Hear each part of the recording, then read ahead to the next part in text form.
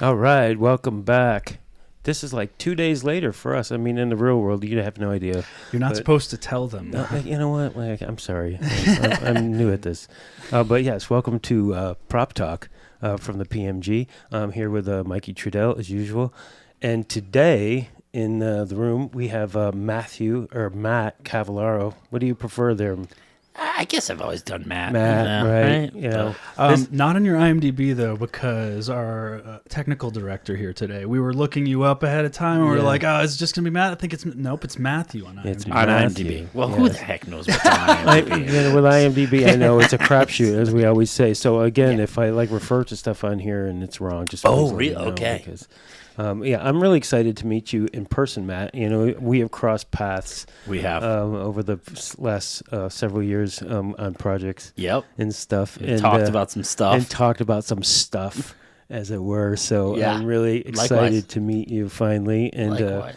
And well, thanks for having me. Yeah. It's kind of cool. Yeah, thanks for coming out. Yeah, great. for sure. You traveled quite far to be here today, right? Yeah, like across the No. country? No, not all the way, but yeah, sure. yeah, Something right? like that. Yeah, because you don't live in LA, right? Yeah, it's. Or you did. I did forever, right? And then my wife's family's all from Chicago. Okay. I'm from Boston originally, Right. but my wife's family's from Chicago. So we just sort of hit that point where, like, maybe when you go away on these movies or projects, it might be nice to be with my family a little bit closer. makes So sense. we're giving that a shot. Oh, we started nice. to give it a shot, and then when the pandemic hit, we couldn't keep the house anymore Right. in LA, so we had to we got rid of that. So it's sort of, I'll still come back and work in here in LA as much as I can, but yeah, that's home at this point. So is it Chicago proper? It's northwest suburbs. So anyone who's from Chicago would be like, you're not from Chicago. I'm in suburbia. It's a place called Barrington. Barrington. I lived in Bloomingdale. Okay. I don't know. I don't know where anything is. Yeah. Where the hell haven't you I lived? know, right? I know. It's like everybody comes to, yeah, I lived there once. Yeah. Yeah. Well, and I also see you did A Man Called Otto, so you did some work in Pittsburgh.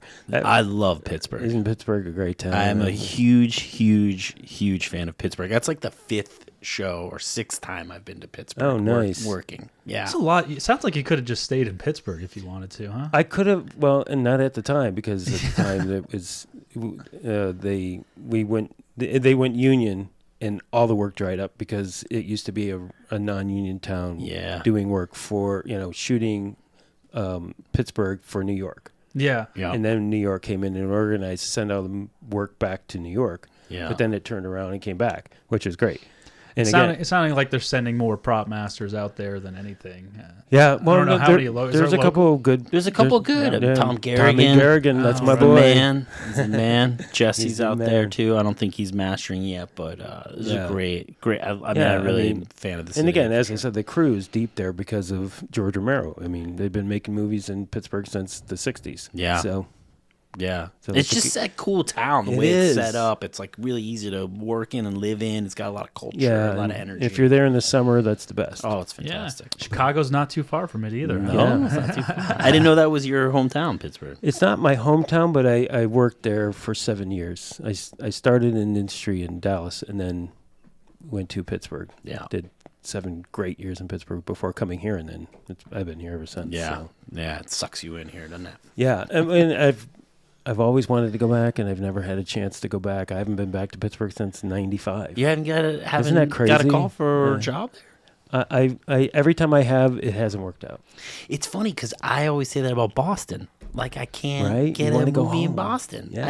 I would it's love to get a movie in Boston. Yeah. The closest thing I got was it was a 2-month TV show in Martha's Vineyard, which I mean I'm not complaining That about. sounds pretty cool. Right, I mean, it was a reality show, so not as cool as you would think. But the But you were in the vineyard. But so- I was in the vineyard for 2 months, and that was I got to jump off the bridge that Jaws swam under. There you go. So, I mean, No doubt, Yeah. no doubt. It's just funny how timing, like certain things. It is. It's just, nuts. Okay, right on. So where were you born?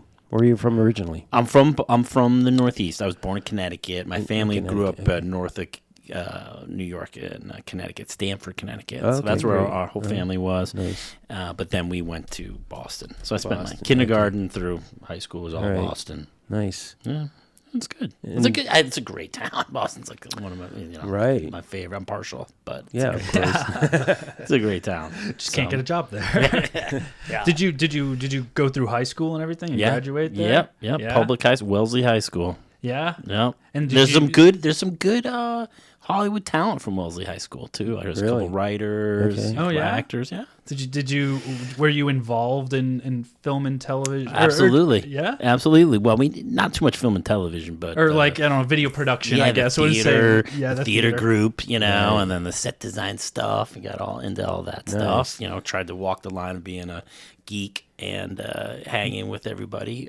So yeah, for sure. Yeah. Absolutely. Were you the guy? Were you the guy like behind the sets, even with the theater stuff? Or did you do the acting? We did some acting too. Acting? I wasn't afraid. Gave it a shot. But then we sort of, couple of the guys faded into the behind the scenes things. Right. Yeah. And Boston had a really cool thing where, now we're getting way off that, but they had the Boston Globe sponsored, like in this high school, you had like a play competition. It was like 45-minute play competition sponsored by the Boston Globe, and all the schools would put a show on, and then you would have to go into competition, and like the 3 best shows as it's voted advance. Would that be primarily ran by like the student body? Yeah, and all everything by like the student that? body, Yeah. and that was really cool. So we that's got to fun. do, it wasn't as big as like the musicals and all that stuff. It was a little bit more contained, and we got to really get into it. I was That gonna fun. see like a Pitch Perfect situation, except like just for like high school plays. Yeah, it's sort of like, it was really cool. And it finished in the city, and you get to it was cool. Did you win? We got to the city. We made it to the city 2 of the 4 years, so that was pretty good. That was like when you got there, you were like, "All right, we made it." We made it pretty good, but we never won it. What was your position on most of these? Did you usually have a primary position? Or? I did it. I don't know if we. I mean, I don't know that I had a title or anything, but I was just one of the dudes who would I would try to act if I could get a part, but mostly it was just us kind of designing and find props and do the whole thing. It was pretty cool. So, was anybody else in any of your parents, either your parents, involved in theater or? I think my mom artistic? was she was off-Broadway actress. She was into it, and so as a youngin, we went to all the shows. So I saw like every so you got the bug early. musical. I have seen every musical. Oh, Yeah, that's I went to nice. all those things as an early kid, and then we got into all that stuff. Yeah. She made us do and it was fun. It was a good thing. There was sports, and then there was that.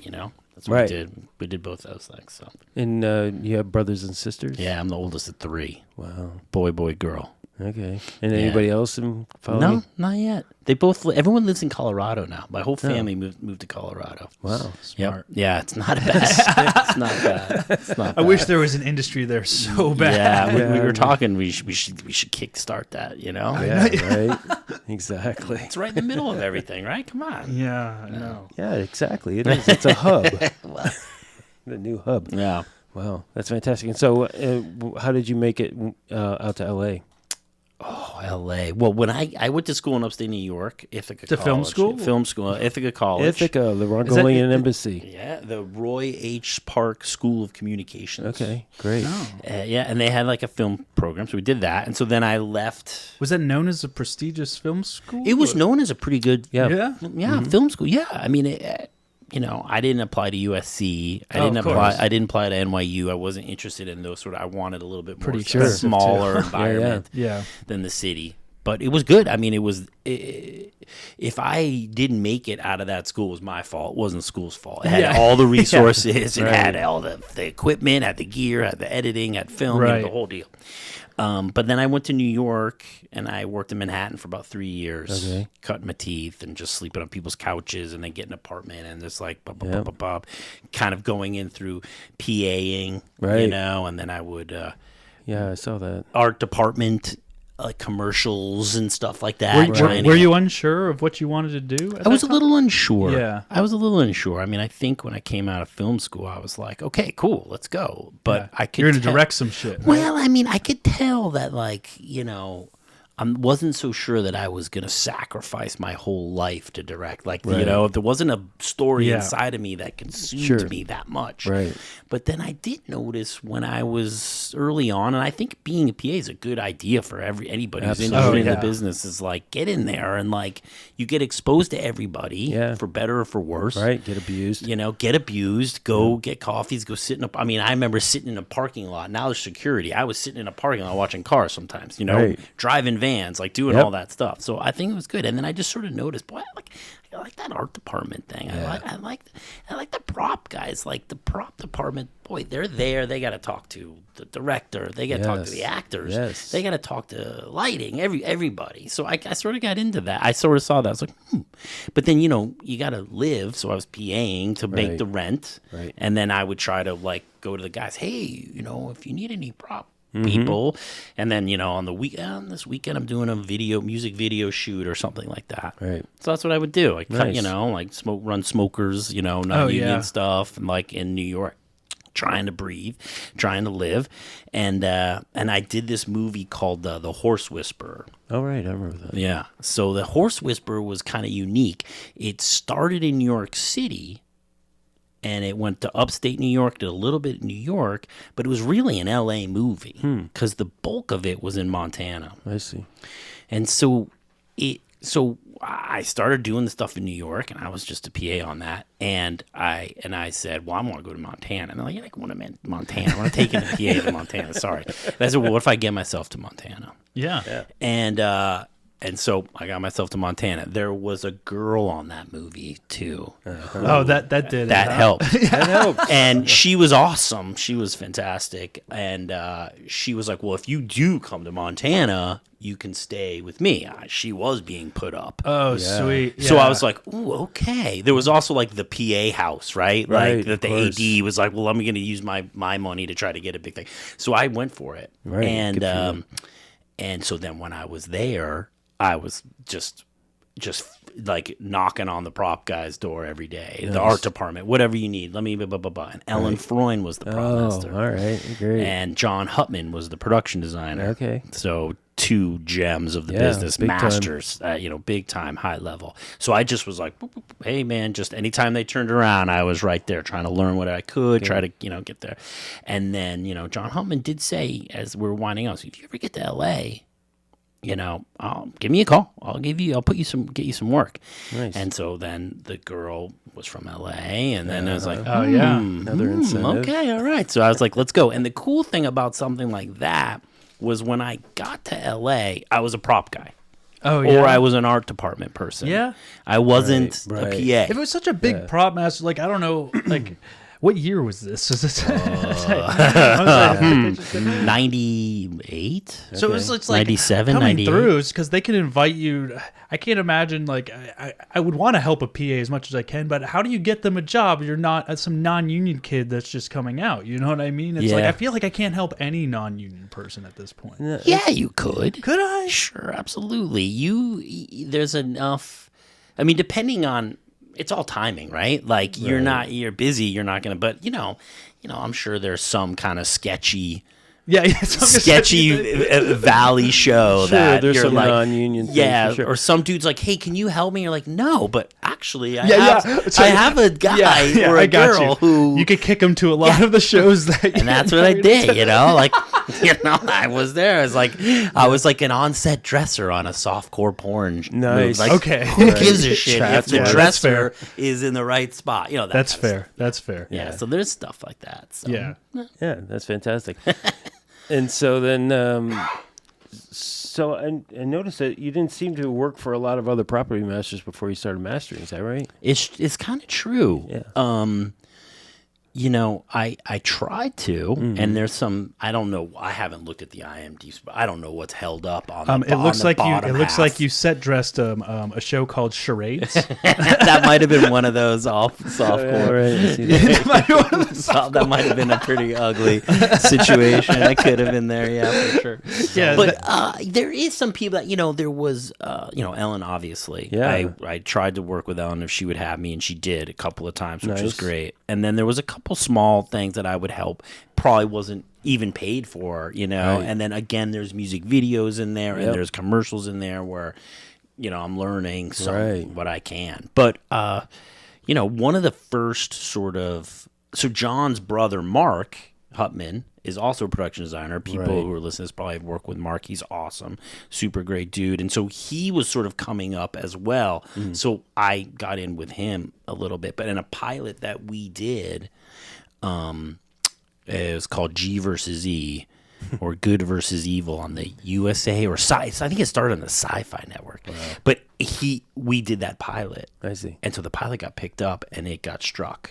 Oh, wow. And so that's how you got in. Then I was just in, and then I was in the deep end, like trying to figure out how to swim. Yeah, you know what I mean. And it was just like, okay, let's go for it. And then trial by fire. And then, you know, sometimes there's a bunch of different like assistant things mixed in there, but you know, I was lucky enough that after that I was getting a call like, oh, you did this? Well, here, maybe you can do this, and then just kind of figuring it out. So coming back from Montana was the nail in the coffin for you at that point? You knew that like props is the way I'm going to go. And well, I felt like I had to give that a real shot. Yeah, you know, like I felt like I understand the process. You know, I could tell that I was at least a decent production assistant, right? And so I knew what was going on. I could fall in line, and so if I felt like if I knew that, then I could just learn this other skill. Let's try it. Let's give it a shot. And then if it fails, then I have an out. You know, I can go back to New York and do whatever. Right. But I was determined to give that a shot for sure. And not having much experience jumping straight into like the prop master gigs that you just did, you're just same mindset. I'm just gonna try. I'm just gonna go, man. I just, you know, wow. Yeah, just go for it. And learn stuff, and you know, I don't know how when people ask you about the business in general, and I always just say, anyone asks me, I'm like, this is a social business. Oh yeah. It's a social business, 100%. And like you have to be able to handle people socially, right? And once you get over that, and you're having a dialogue with these people, then the other stuff you can kind of work out on your own. I sure. Think, well, if you have the aptitude for it, yeah. If you know, I mean, it is a certain type of person who does props. Yeah. You know, and we were just talking about this in the last podcast about how there's really no other job other than an AD who interfaces with all the other departments as much as props does. Yeah. You know? So you'd have to be social. I mean that's what I think at least. You know, that's why. I mean, it does make you wonder how some people do get the jobs. Yeah, right. But when you do meet, and it's a big industry. Yeah, true. Right. Exactly. But you're not a focus puller. You know, you're not sitting off in the corner. Well, by yourself. Quiet. Yeah, exactly. Yeah, it's true. So that's pretty fun. You know, and you've done your resume is pretty impressive. Well, I have to say. Thank you. No, I mean, and because you've done so many different things as well, and you've worked with so many heavy hitters as well. I mean, the Coen brothers was, you know, and Damien Chazelle, and obviously now Marty Scorsese. Yeah. I mean, yeah, I've been lucky. Yeah. I've been really, really fortunate, knock on wood. Well, here's the thing that I was thinking about today when I was going through your resume, and this might be a tough question. Okay. All right, off the bat, let's go. But I'm not sure, only because I don't know if I could answer the question. But do you know, can you recall a time that you crossed that line over between an understanding of getting stuff that's on a page and then getting stuff that actually helps to develop a character? Because I know that that's what you're doing now, because I can see it in your work. Right. But do you know, like, maybe when that happened or how that happened, or when did you start thinking about props as a tool for characters as opposed to just something that you read off the page? Well, that's interesting. It is a good question. I mean, I think when I was attracted to it, right, that department, I was attracted to it from what I had seen on a set, right? So I didn't watch someone prepping. Right. I didn't watch somebody shopping or like building stuff on the truck or picking shit up from ISS. I was just on the set. And so that's one of the things I always enjoyed about watching is like you're seeing it all happen you're seeing it happen and you're like, wow, that stuff is part of the discussion. Right. part of what makes the whole scene sort of work. And so I don't know that I've ever thought about it any differently. Yeah. Like that show, that G versus E show that I did, I got to do it. And then, I went from a pilot to this episodic schedule, and I was like, wait a minute, what? This is how it works, and it was a small show. We were struggling, it wasn't money. But I was like, wait, but how can I do that meeting? I need to be on the set. Right. Like, I want to be over. What are you talking about? And when it's just episodic to me is just the craziest schedule. It is. And so I actually found somebody who had some experience as a prop master, and I was like, listen, dude, I think the job is you. Like, I'm going to go to the meetings, right, but I'm going to sit on set. Right. That's where I'm going to be. And he was like, oh, and so like, you're shopping, and like and he was like, really? And I'm like, you can work from 8 to 5. Right. And I'll do the set stuff, because I always just felt like that's where the shit happens, and that's where the questions come, and that's where the organic things go, where like, oh shoot, I've been prepping this for like 3 days, and this is how I thought it would work, and it's not anything like that. So now what are we going to do? Right. And I just think that's where I've always sort of migrated. I don't know. So yeah. No, I mean, that's true, and that's always been the sticking point for me doing television. There's a lot of things I like about television. Yeah. But there's that pull between, oh my God, I want to be on set, in the middle of it when it's actually going down, but then at the same time, you want to make sure you're getting the right stuff and having all those conversations with the actors and the director beforehand. Yeah, you spend like 8 days prepping with this director, right, and then the director gets there his first day of shooting. He's like, wait, where did Matt go? Like, oh, he's prepping the next director. Yeah. Like, oh, right. We talked about all this stuff, but it's just weird. There's just something to be said about revolving property masters on an episodic, right? I don't know how you do it better, but I find myself always around. Right. Like in the morning, go there, work stuff out, and then if I have to disappear, I disappear. Opening the set, but it's always where I kind of feel like. So do you just not like to do episodics if you can avoid it then? Well, I mean, listen, we're all ecstatic when you get on a good show with a good project. I'm less into that schedule. Yeah, I mean, I just did a show in Chicago last year called it's coming out, Dark Matter, for Apple TV. Oh, right. And so and I read the scripts and I was like, oh my God, this is so cool. I hope we can. And that was like, I didn't miss a beat. I loved it, and there was creativity involved that I was really into. So it's not exclusive. I just find that schedule is like sort of you're swimming against the current all the time. Yes. It's absolutely true. Just, you're just getting pulled in all these different directions. Right. Was a show like Fargo different that way? That kind of, like, I don't know, it feels like an episodic show that would run almost like a feature.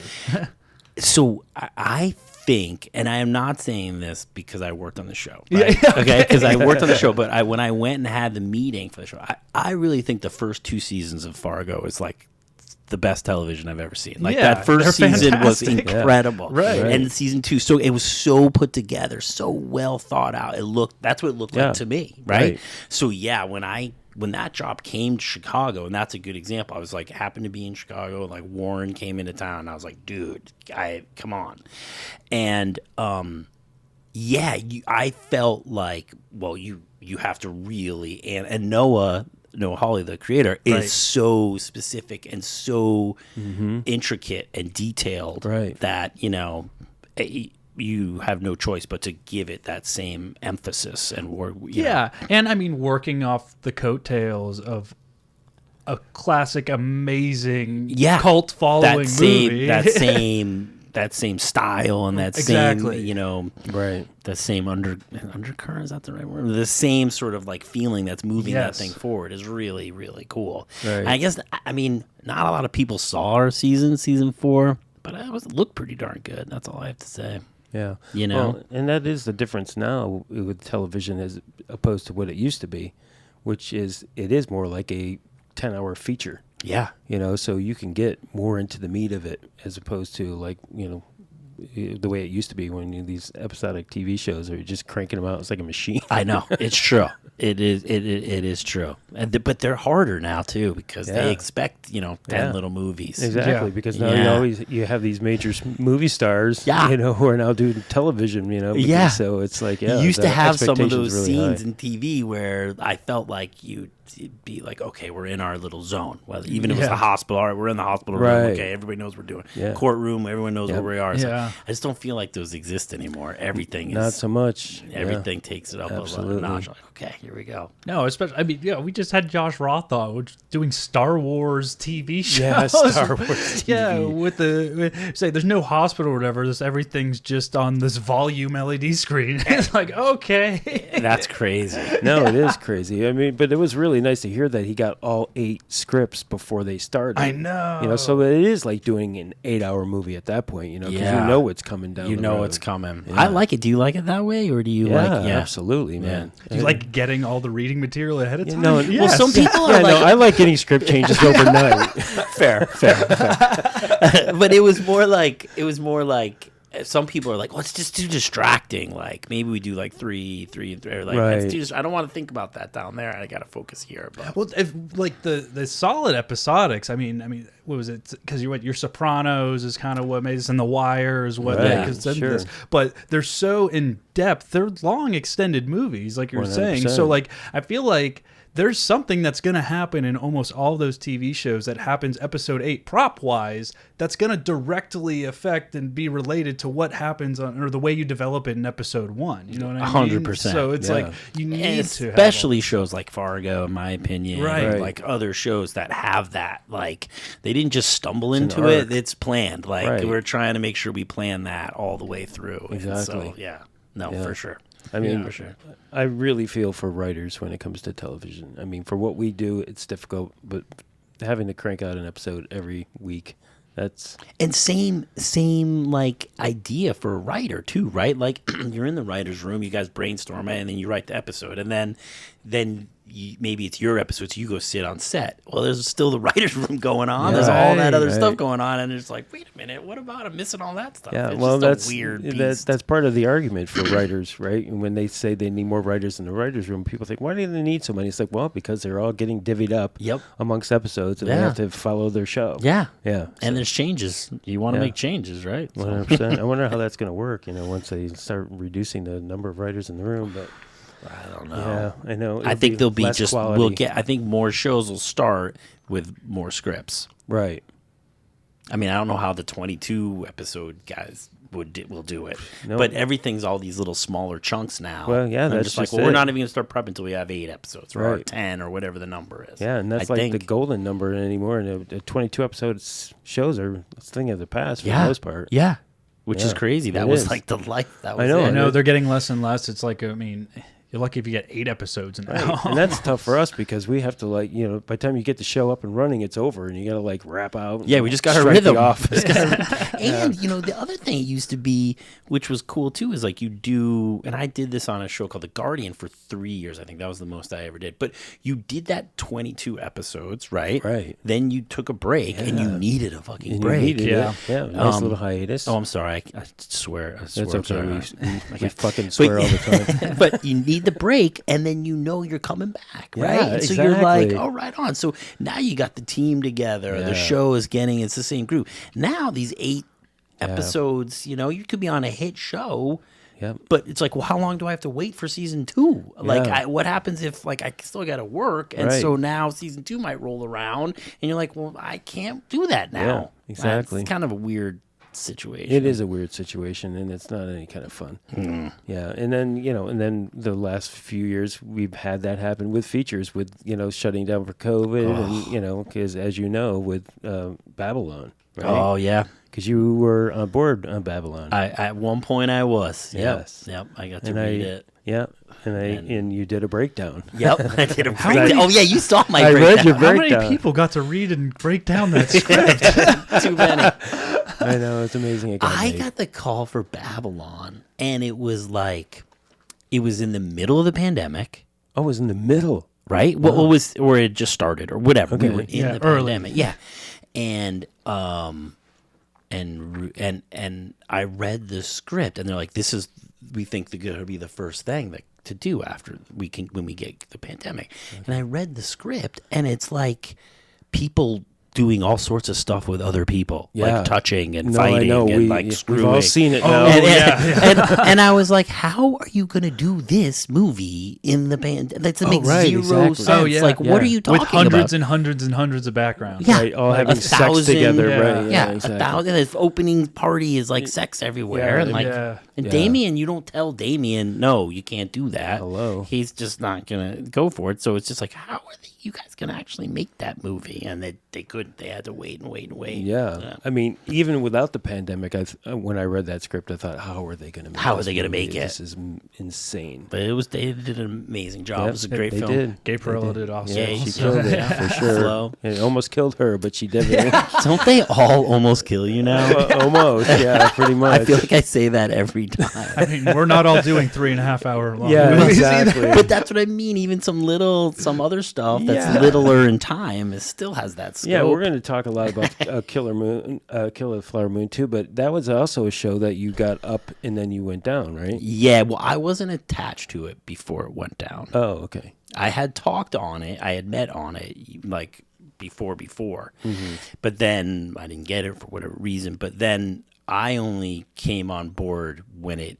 got back into its, like, when it finally kicked into gear. I see. Is that just because you were next down on the list, or maybe? I don't know. They just called you out of the blue? I think what happened, looking back now, is like they switched a lot of stuff up. Like when I first met on that, like years before it was going, the story was completely different. And Marty's talked about this in some interviews. Right. It was like Tom White's story, and it was like Leo was supposed to play the FBI. Yeah. So then.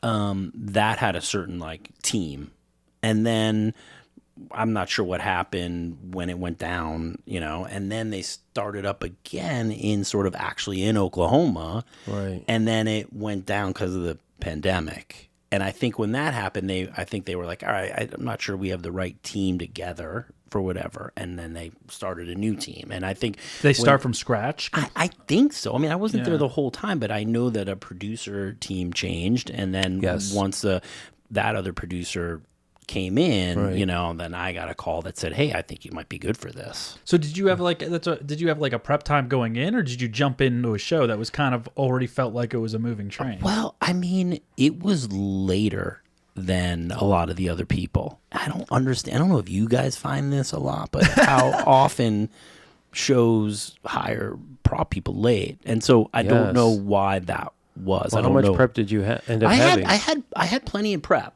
but.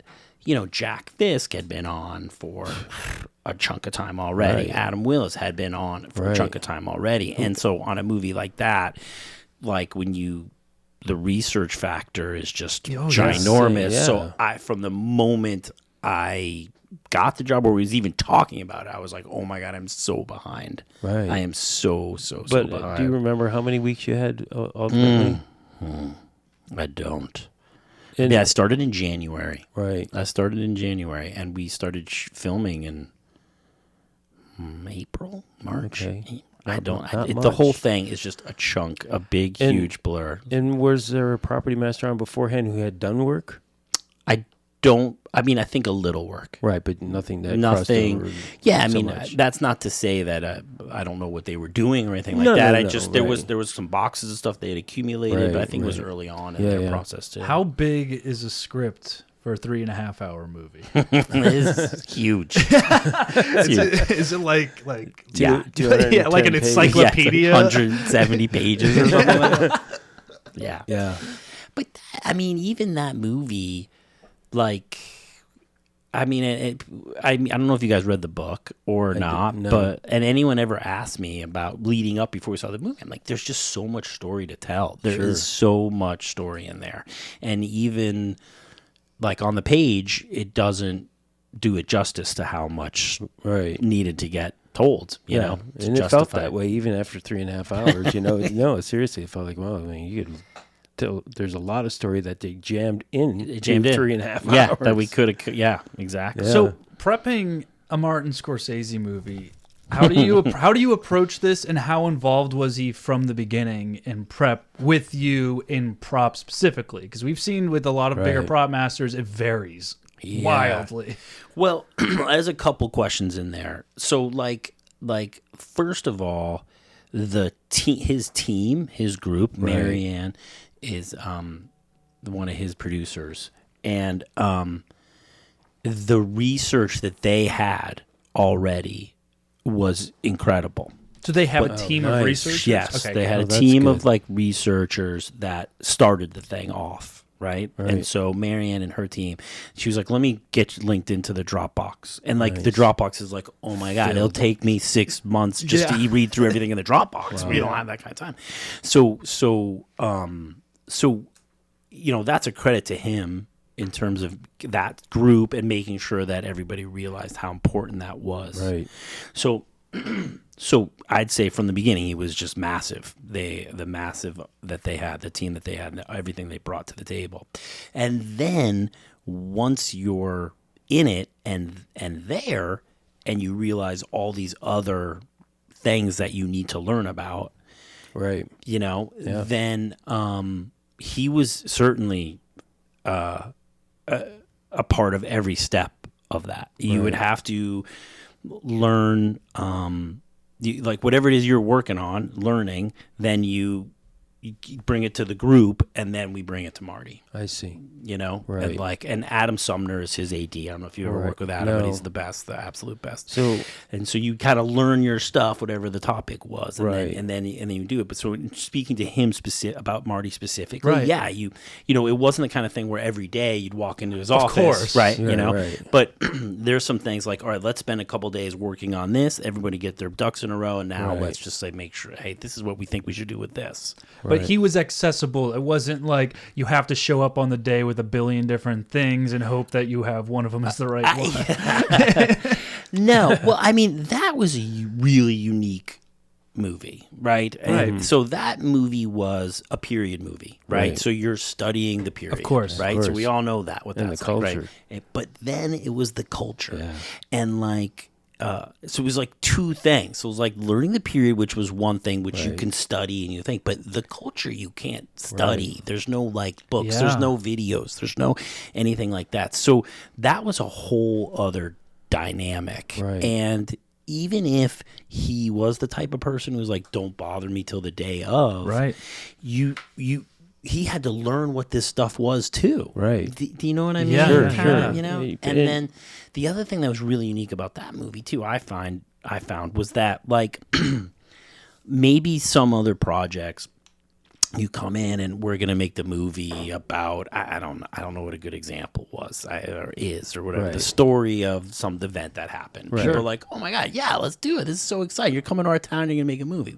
This wasn't like that at all. Like, we walked in and it wasn't, the doors weren't always open. Right. You know, where did you shoot? In Oklahoma. In Oklahoma. We shot exactly where all of the story happened. Oh, cool. And so we were dealing with actual family members of the Osage Nation. Osage Nation and like descendants from these people who were telling stories. And I can't tell you how many dining rooms I sat in, living rooms I sat in, dinners. So cool. To just win their trust. Yeah, to just prove to them like we care. We really, really care. I want to learn what the right thing is. Right. And that takes, you know, going back and forth. And so like, you know, that's what the biggest hurdle of that particular movie was in my opinion. And so we had to do all of that at the same time. I'm doing that, you know, Marty's doing that maybe at a higher level with like a chief or like, you know, other, and then the costume person is doing the same thing, and the hair, I mean, the top to bottom, Jack, Adam, the whole team. And you had tech advisors from the nation? Well, and that's another thing. So like, let's say I have dinner at your house and I convince you that we're gonna do you right, and then we want to talk about this event that happened, and we want to, you know, you're right. Well, there's no written history. Right. Or a lot of it isn't written. Some of it was because it got popular, but there's not like it's like word of mouth. It's like, well, my grandmother was so and so, and I remember this, and my grandfather was so and so, and I remember this. So there was a lot of that, and then finally, what happened is the nation decided, like, there's this person, John Williams. He's going to be the voice. Okay. And so we'll filter everything. We'll filter everything, and then this got to have one voice about the way stuff went down. There was but it was a team, and then there was a language advisor. Right. You know, food was huge. Like there was a different advisor for that. So like, but then it would just have to go through and make sure. Talking about props, was there specific people within that were like kind of historians that collected stuff specifically that was handed down that you actually got to like 100%? Yeah. Did you use any authentic artifacts, or did you have to recreate it? Absolutely. That's so scary. A lot of times it was so scary. Yeah. A lot of times we would broke your pipe, dude. Yeah. Sorry, man. But absolutely we tried to. And the funny thing is, like, they would just, I wonder if someone, my grandmother still, or aunt so and so. I said, what was that? What? Excuse me. Let's go. You finish. Hey, we should go look for that other thing that you were talking about. You know? And then, that part was huge. That discussion about that stuff was really big. And they were open to, like, not at first. Of course. That's the part of the trust thing. Yeah. I mean, I also think the idea that Marty is like his level. It's Martin Scorsese. So they're like, oh, well, okay, it's better than like a young whippersnapper. Right. They were like, okay, well, he's going to have some. And then you get the actors. So it came with some gravitas, if you will. Right. But still, like, we still had to convince them. Yeah. So, and how did that go with working with Leo and Bob as far as like their props and in the historic part of it? Were they like really interested in you explaining? Yeah, for sure. I mean, those guys are, the consummate professionals. Like, pro top to bottom. And any of these movies that you do that are big and like period and with big time actors, and at least in my experience, they come with, hey, I was reading this, and they have access that you don't have, right? So Leo would come in and goes, well, I was talking with Ernest Burkhart's, grandson. I'm like, I haven't talked to that dude, right? He's not going to answer the phone for me, and he said this, and this, and I was like, okay, so there you go. So you're like, okay, great, good, So those guys. So they have access, and they're dying to learn just as much. Right. Yeah, for sure. Absolutely. I mean, they didn't deal as much in the Osage elements, but then when we did, there's a baby naming in the movie. Yep. We went to 3 baby namings there. And then, oh, cool. Yeah. Oh, absolutely. And like, that's not something you just like show up on Thursday. You have to get like admitted. Yeah. Are you doing this stuff during prep or is it, okay. I was like, like in the midst of the movie. It was like, we're going to stop shooting right now because we have a baby naming to go it was 10 months, 24/7. I don't doubt it. Yeah. 10 months, 24/7. Yeah. Wow. I think I went home like 4 times in 10 months, 5 times. Right. And nobody was super anxious to come to Oklahoma. Wait, were you in Tulsa? No, we were north of Tulsa, Bartlesville. Tulsa's a cool town. Tulsa is a cool town. Yeah. Agreed. So we were like 45 minutes north of Tulsa. Okay. Well, in Bartlesville, it was called. And then Pawhuska, which is where we shot the most. A chunk of it was another 40 minutes from there. And then there was areas around there. Where did they put you up?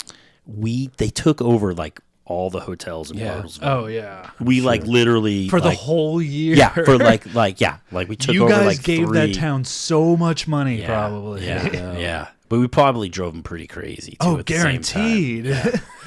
Guaranteed. What does your prop team look like on that, and how many of them were flown out from LA? Okay. Well, so I came on first. I was doing it. Then Kim Ritchie, who is just the greatest. She's done a bunch of pictures with me, and she's so freaking smart. Mm-hmm. And so she was the first one in so to speak. And then she's assistant prop master. Yeah, and she in there for a bulk of the prep with me after the first month or so. And then I think the count on top of that was like 2 more people, but somebody had to be local. Right. Yeah, like so okay, you could fly out. I could fly another one other person. Yeah, one other person. And then once we got into it, we realized that I needed some help in the armor section, right? Just for the knowledge. Yeah. John Navarro is genius on that stuff. He's forgotten more about period firearms than I'll ever learn, and so we brought him out of Texas, okay. And so that's in the same local, so that was great. So the Texas local covers Oklahoma. Nice. Okay. Yeah. And so that was huge to do that, and then it allowed me to bring another person, Johnny, out from L.A. Great. And then did that, and then once we started going, we're like, this is freaking massive, and it's just, that town was so big and everything. And you guys built that town from the ground up, right? Well, what they did was, Pawhuska had that main street, and they had a bunch of buildings that are storefronts and stuff, and they just let us take over that whole thing, 2/3 of the town, and then Jack just built on top of it. Right. And what was really cool, so the storyline takes place in Fairfax, Oklahoma. Okay. Fairfax is long since sort of deteriorated, if that's the right word, I don't know, but Pawhuska had a little bit more to life, some life to it, and still had that infrastructure in it. So he built all of those storefronts to match Fairfax. So if you see an old picture of Fairfax looking down the line, you see our buildings, what he added, the facades, and then like all the awnings and the light poles, the telephone poles, the whole deals. Yeah. So have you worked with Jack Fisk before? I have not. I bet that was amazing. Amazing. Yeah. I mean, that's another.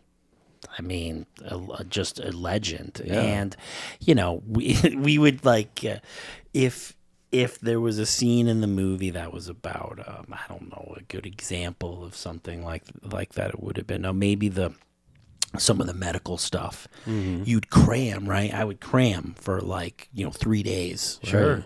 Before I would go even talk to Jack, right? Like you need to know your shit. We would cram, and then you'd walk in to talk about this, and inside of 5 minutes, he would tell you 7 things you didn't know just off the top of his head.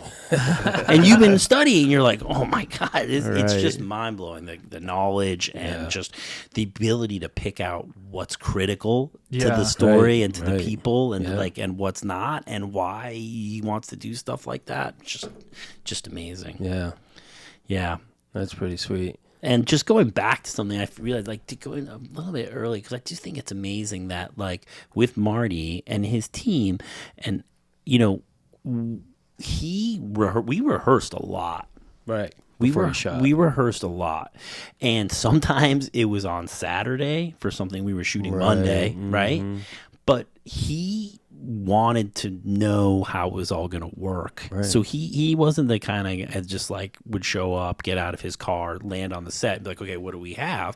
He knew what he was bringing to it and then what everybody else was bringing to it. We did try to go through a lot of that. Do you have full rehearsal days? Yeah, sometimes we did. Just run through an entire rehearsal day. We rehearsed on Saturdays a lot. So that the Saturdays are mostly the rehearsal, or a Sunday days, or a thing. I think there was plenty of times when him and Bob and Lily or Leo are meeting in the evenings or on a Saturday just to work through it. With the Saturday, if you do a rehearsal and stuff like that, I feel like props is something that needs to be there. But are they pre-lighting while they're do you have a skeleton breakdown crew for that, or is it just kind of they're working. Yeah, they're still working for sure.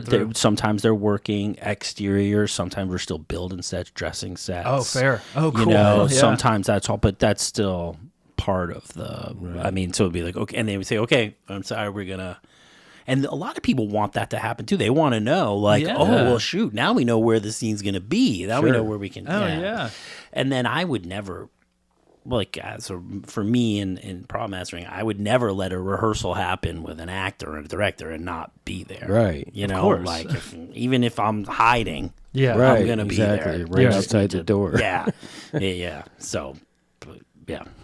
I mean, and with like, what is it? With Marty Scorsese, with Leo DiCaprio and Robert De Niro. I mean, you're watching the best of the best. Well, there's that too. You like want to watch it. Yeah, for sure. You're very like fortunate. At work. I mean, that's what I'm saying. It's like, I mean, people pay crazy money just to watch that being crafted together. I mean, it's like, and the best part is that they are working at their craft, like 100%. And I know anyone who's like interested in a movie, into a podcast like this, it's like you can think about your own shows and stuff, and like it's fun when they care. Yeah, exactly. And when you're in the middle of it like that, and you're experiencing it, it's one of those things where you realize this is special. Yeah. While you're in the middle of it. And you see sparks and magic start to come together like out of nowhere too, and stuff that wasn't in the script. And stuff that you don't see on screen sometimes too. Like 100%. when I was doing Once Upon a Time in Hollywood, and Leo was playing the character in Bounty Law, and we were shooting the scene in the saloon, he was playing his character of Rick Dalton, who was then playing the character in the show, and then when they said cut, then he was Leo, and he was just like vacillating between the three of them like butter. And I was like, wow, he's special too. He can turn and flip a switch. Unbelievable. I like that so much more than people that don't turn it off.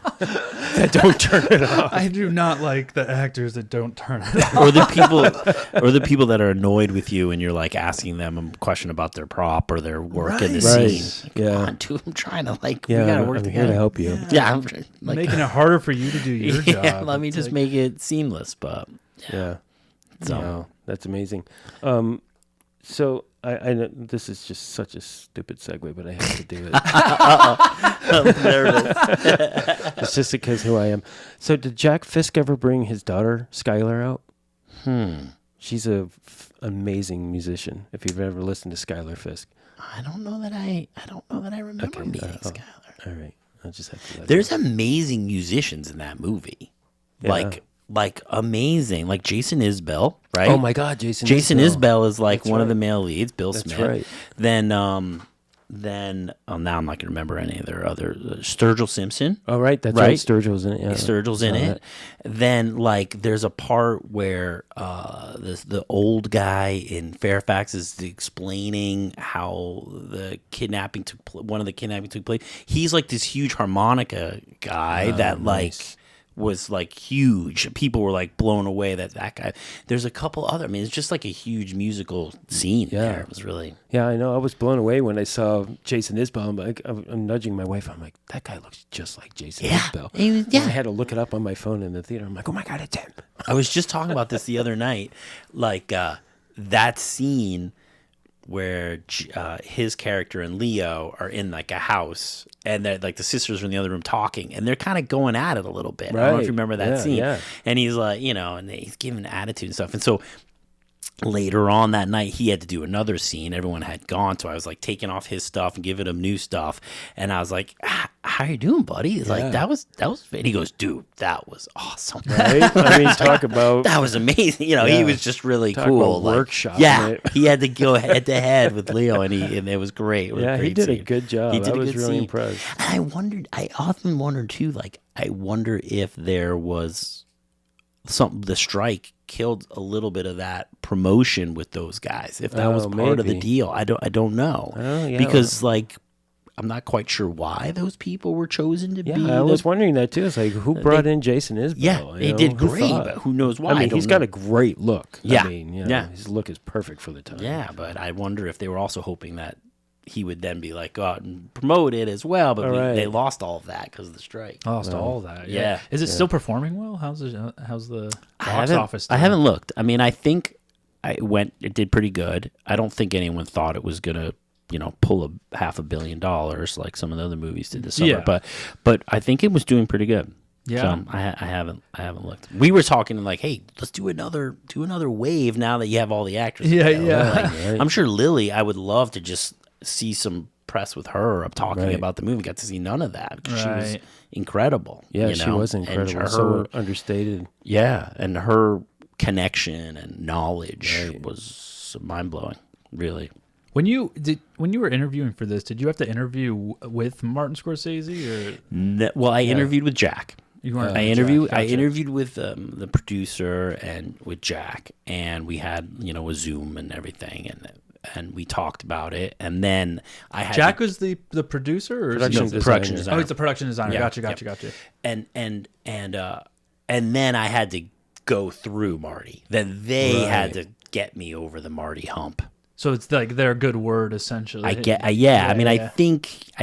that who knows what those discussions are inside those rooms. Right. But you'd think that Jack gets to pick his crew, or that when Daniel was supported me both as well, and I don't know why the decision was made not to bring his people from New York out to do it. I don't know. Vinny is fantastic, so I don't know where it came from. But yeah. And with just one more question about Marty. That's cool. Please. Yeah, it's everybody wants to know about Marty. Because there's something with them. Like, you've seen a lot of these directors as they come with age, their movies do start to go downhill, but his are pretty sharp still. Like, as they go on, you have like if you saw Wolf of Wall Street, it's almost hard to believe that's him. It's him. It's crazy. Going or through. Raging Bull before that. I know. Right? But that's with the 40-year gap between them. He's sharp. This one, on set as a director, you see, it's just it's just like second nature. Sharp. Yeah,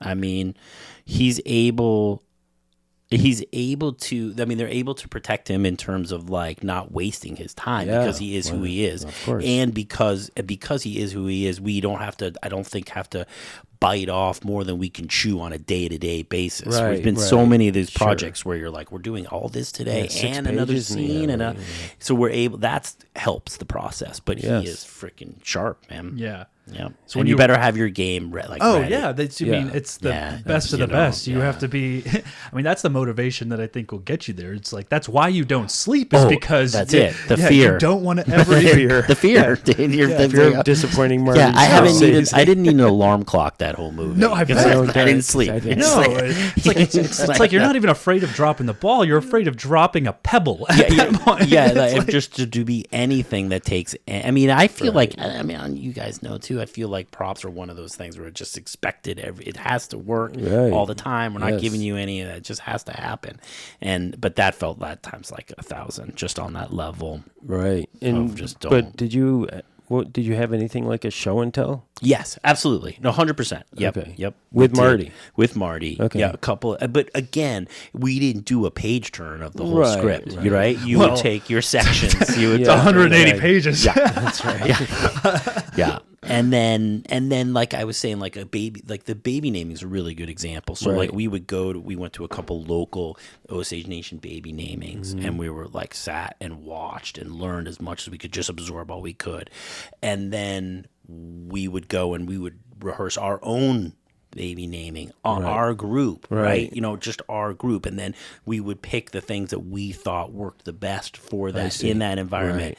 Then we would all feel like, okay, we understand it. Now let's bring in Marty and the actors. Right. And so, a lot of the stuff that was there felt right, and it was right. Then sometimes you'd be like, I'm not so sure I like the way that's set up. Sure. Can we adjust that? Right. You're like, sure, of course. Or can we, be like, this is sort of what we've learned and this is our take on it. Right.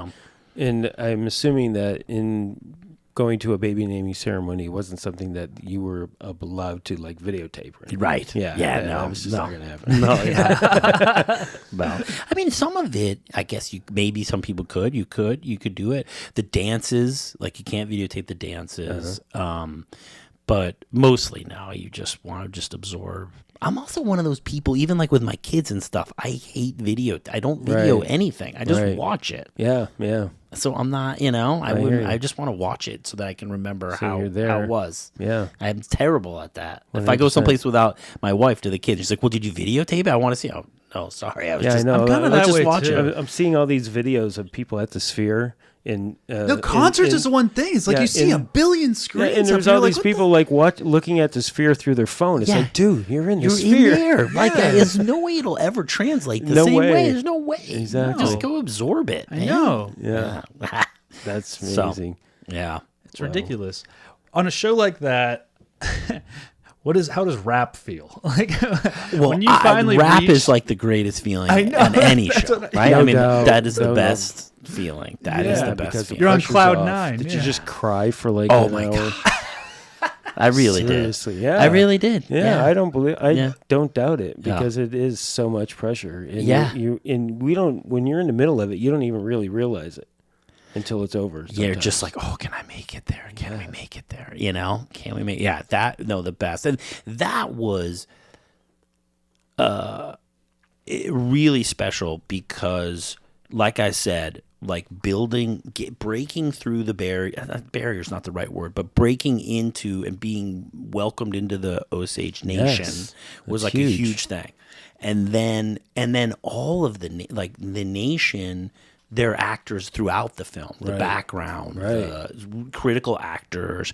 Then they would help us, you know, like I met some people and they showed me how the right way to prepare all the food. And so then they were working as our food stylists and everything. And so it was just a huge community. Yeah. And so then when it finished and people who had come to the set and participated and artisans who've made blankets and fans and finger weaving, and they all got to be a part of it. Right. And then everybody felt like we did a good job. Yeah. And like they looked at us and said, you guys did a good job. Wow. That was like the biggest part. And so then like right after we finished in Pawhuska, there was like, I think it was the Fry Bread Festival, which, have you ever had fry bread? It's the greatest stuff in the world, but it's fried bread. Like, it's not the healthiest thing in the world. Is that fried dough? Yeah, is it like a beignet? It's just different than a beignet, but it's like fried dough they used to have at like carnivals and stuff. Yeah. But so it's a kind of a version of that, their own sort of version. But they had this huge festival. Okay. Right after we finished rap, like that they do like annually? Every year, annually. Okay, yeah, awesome. Big festival. And so then I was like, so it's like, then I was like, well, let's go, you know, where this is like 2 weeks after we're done filming. Let's go. And I just felt like I was like part of the community, you know, and like eat fry bread. I'm like, dude, I can't eat any more fry bread. But it was that huge feeling of like you're part of the group. I still talk to people from Oklahoma. After all that time. Yeah, so that was like the biggest part of it. Yeah. It was like, regardless of how the movie turns out, whether people like it or whether people know it, who cares? Like, we had a pretty big mountain to climb, and we felt like we pulled that part off. And they all, you know, were, you know, touched, and we still talk to this day, and like, you know, about how things worked out and stuff. And so like when you did the dances and stuff with the drums, where did people come in with their own drums? Like we were gonna make a drum for the film. Right. It opened on a big drum. Yeah, well, so that was actually, we shot after when it was all said and done in Oklahoma last summer. Oh, I see. And that was the Nation. So basically, something like the drum, right? Like, I'm not, you know, going to some place and having them build a drum. We're going to the Nation, you know, and they're like, okay, well, we're gonna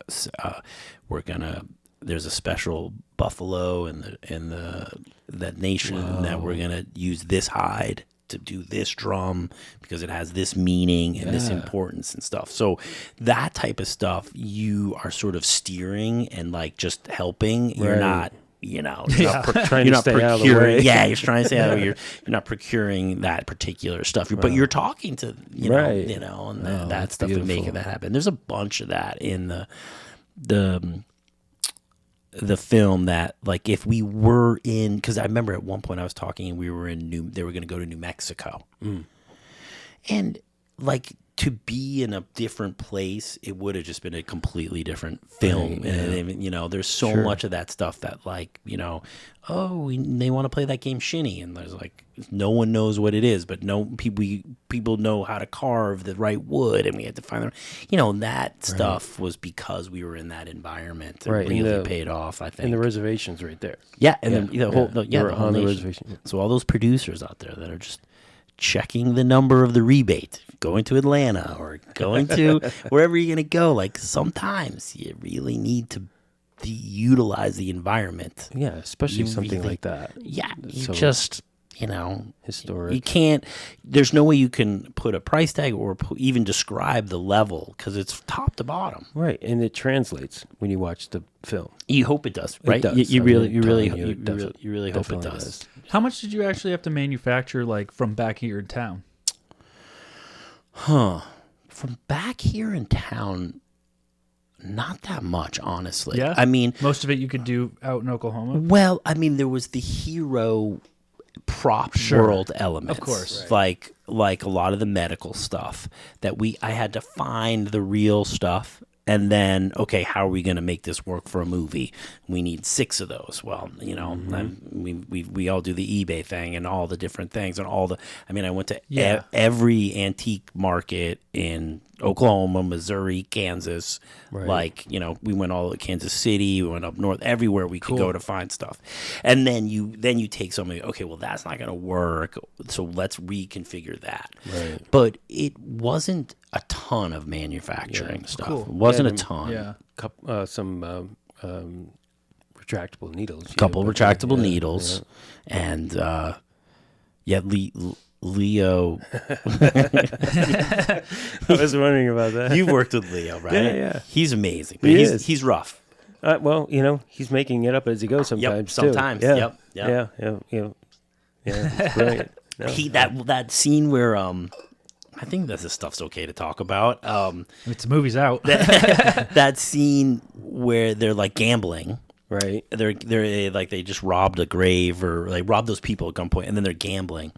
And so we're all sitting around the pool table, the poker table, and the script says he pushes his stuff in the middle. He's going to bet everything. He pushes it in the middle. So we've got a bunch of jewels. We're trying to find the right jewels. Right. Pocket watch. And you know, all that stuff. And it's just like you're trying to, you know, find the right stuff that's worthy of it, whatever. Sure. So first take, he picks the stuff up and slams it in the middle of the thing, like with force. And it looks great, you know, and you're great. And I'm going, oh my God, like the pearl necklace, bam, like, of course, 100 directions, right? And I'm like, holy shit, okay.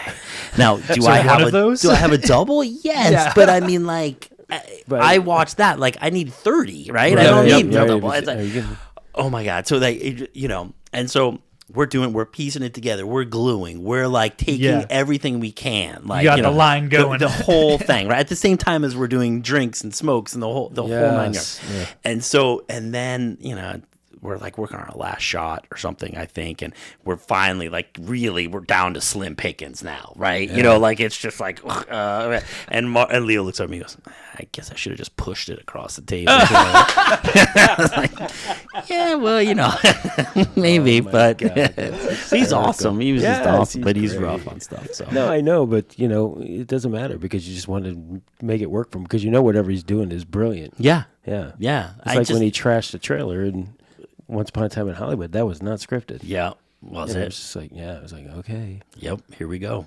And you never want us to. I think our whole job is to, like, when a moments like that happen, like, our department adds to that. Yeah. We're not like annoyed by it. We're like, oh, dude, that was awesome. Yes. Next time you should do this, or make sure he's got this, or like try to think through that. So. I like that adrenaline rush. Actually, I like the assembly line that you're like. That's a good crew right there that can come together and get that assembly line going, and then you pull it off. Yeah, you're just like, it's always you're right at the edge of just complete failure. Exactly. It's all, and that's why you cry at the end. At the end, that's why you cry. It's like, oh my God, because it's just teetering over the edge of like, oh my God, if they do one more take, we're really fucked. And then they go, okay, we're gonna go again. Okay, here we go. We gotta put it together for one more take. Yeah, I know. Yeah, that's everything, right? It's all of us. Yeah. Are most of your shows out of town? I mean, I guess. Yeah. I because I've kind of explored where I'm sort of living, but I just kind of get into different show. If I hear about something that I'm, and I very rarely go after a project, but if there's a producer who I've worked with before who calls or something, and I'm like, oh wow, that's a really cool show, or that's a really cool concept. I'm into that. Yeah. Definitely. Sometimes we talk at home and we're like, I don't know if I could be over there for that long, or I got calls for some movies right when we came back from Killers, that were good movies, good projects. Like any other time you do a backflip, and I was just like, listen, I don't think I can give you what you need on this movie. I'm just coming back. I can't go away again. Or well, that's just it. The juggling the family part is a huge part. It's huge, and you really underestimate, whether you want it to be a big part or not, how much it sucks you. It just pulls on you. Yeah, you just can't affect it, And so I think that's part of it, is saying to a project or to a director or a producer, like, listen, I don't know that I can give you, 24/7. Yeah. And I know you need 24/7, so I'm not sure I'm the guy for you. Yeah. Or this isn't my area of expertise. It's another thing. I'm not really my cup of tea. Well, I don't know, dude. You've crossed a lot of a lot of big directors. Yeah. I mean, before we pull out of Killer. Yeah. So what was how much involvement do you have with tack and the horses and all that stuff? A lot. Yeah, a lot. A lot. I mean, being in Oklahoma, that was one of those things where everybody knew everything they needed to know about tack, right? And then what is tack? The stuff that you put on the horse. Oh, okay, gotcha. The saddles, the bridle, and all that stuff. Sure. And so, and our animal people were fantastic. And they were like, we got it all covered. Yeah. We got it all covered. And you're like, awesome. But then you're always like, oh, yeah, covered. All right. And then a couple of times we saw some stuff that we didn't like, so we would have to jump in. Right. And it's tricky because, I'm from Boston. Right. I'm not a cowboy. Right. But I can tell that and everyone will always say, oh, no one cares about that, or no one knows that. And you're like, wow. Yeah, I do. So and I bet you if you freeze on HD, there might be a couple things in the deep back and you see that you're like, whoa, but we really tried hard to really make sure all of that. Of course. Yeah, you got to keep an eye on everything, but it's nice when you do have wranglers who know. Yeah. It could be the whole job. And then we found a couple people, and so we just had our stash too. So then we're like, oh no, it's not a big deal. Let's just, we got this. Yeah. Let's bring that in. So yeah. And I'm assuming that all your gunfire was all real. It was. Yeah. And yes, you had an armorer who did all that, or did you? Yeah, so John Navarro, like I said, he's really freaking great. If anyone's looking for somebody, especially in the period standpoint. So yeah, we researched all the right firearms and all the right look to these things, and then we sort of had it all. And sometimes it got bigger than it was supposed to, and sometimes like that. I think the bank shootout was the second. I think ended up being the second time we actually shot it. We went back and we're like, we need to do a little bit more with this and make it a little bit more interesting. And so we did that. But yeah, all practical gunfire, the old school way. This is all pre-rust. So we were, Oh, it was all pre-rust. It was all pre-rust. Okay. It was actually really cool. Like after. So we finished, and then I think rust happened like a couple months later, maybe. And it was cool to get, and I'm sure this happened to you guys too, of like calls or like reached out from other crew members like, hey, just so you know, thank you so much. Yeah. We felt like you guys did a great job on that movie. I felt, and other people have said, thank you for just being, I have never experienced anything like that movie. Right. And that was nice. Yeah. So yeah, we did it. Yep. Yeah. It's, I'm not a big gun guy. I'm not a big weapon guy. And there's a lot of people who know a lot more about that stuff than me. But, you cannot convince me that if you do stuff in post or you don't doing that, it doesn't affect performance. Oh, it's 100%. Yes, look, you just cannot convince me. I'm sorry. It's absolutely true. And we've had this conversation a bunch of times.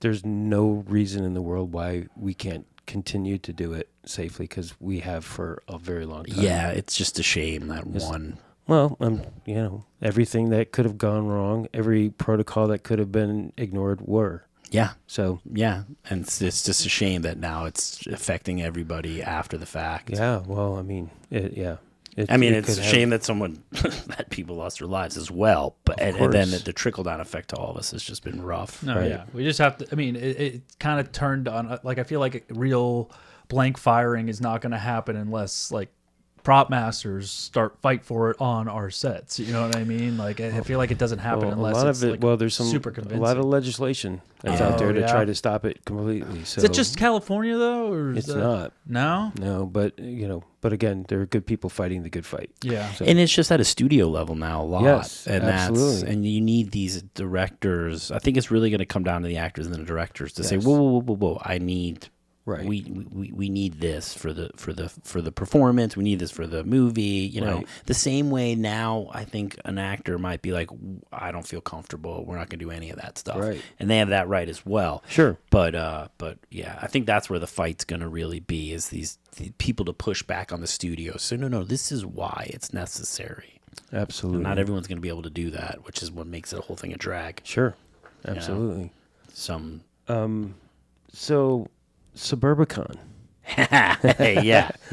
So Clooney directed, but it was a Coen Brothers script. Yep. Were they there? They came a couple of times, but they weren't there. I think I think George. I'm not sure how it goes in terms of they bought the rights or however, but it was his movie. I see. And they didn't really come in and nitpick. Right. But they did come around. Yeah, they've been there a couple times, so it's good.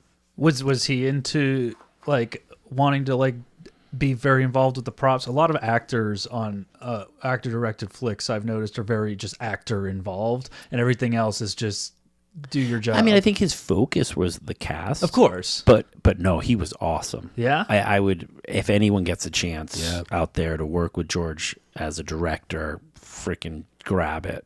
Awesome. Grab hold tight. Seems like a quality human being. He is a quality human being, and B, respectful of the process. Yeah.